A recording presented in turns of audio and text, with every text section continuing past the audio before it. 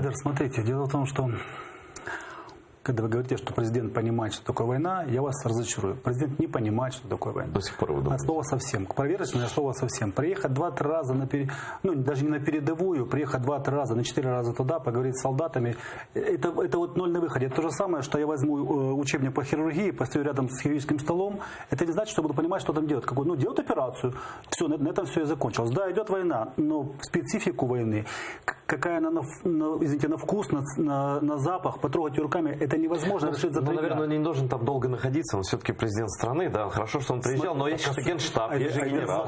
Смотрите, для меня, вот понимаете, как бы, ну, мы уже, наверное, жизнью какой-то биты с Сашей, мы выхватываем вот фразы, фразу, да, все ее слышали, мало кто мне поверил. Да, маркеры. Я посмотрел ему в глаза, Путин имеется, и я увидел там желание мира, невзирая на данные разведки. Это, знаете, я всегда провожу параллель, всем сразу становится понятно. Садится полный профан, от слова совсем, играть за стол с карточным шулером. Он не знает, что это шулер. Он думает, да сейчас я с бабушкой в детстве в дурака играл, что это сейчас я его не выиграю. Путин?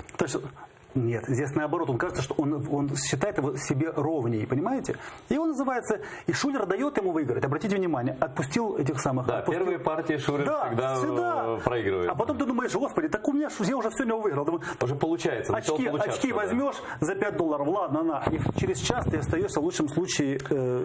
голый совсем. Вот, извини, Саша. И вот так это происходит. И вот здесь Путин его поймал на крючок, вот какой-то человеческой душевности. Хочу вернуть всех. Это хорошо, прекрасно. Мы только за, чтобы все наши парни вернулись домой. Но нельзя тем самым косвенно отдавать миллионы украинцев опять в заложники.